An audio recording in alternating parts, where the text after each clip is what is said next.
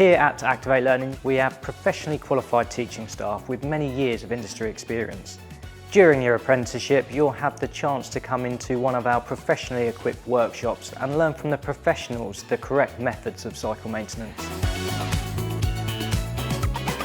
It's 12 modules of learning over 18 months. If you were to sign up onto that programme, you'll also achieve SciTech Technical 2 and SciTech Technical 3.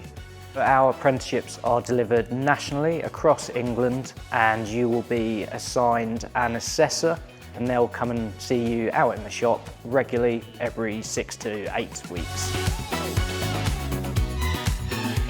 The majority of your training will be delivered in your workplace. One of our experienced trainers will come to you. The only external training you'll do is when you come on our SciTech Technical 2 courses at one of our workshops. We have one in Oxford, one in Stafford, one in Guildford, one in Bracknell, and also we now have one in Darlington.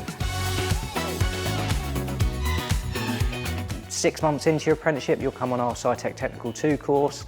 Once you've completed that, towards the end of your apprenticeship, you'll be put on our SciTech Technical 3 course.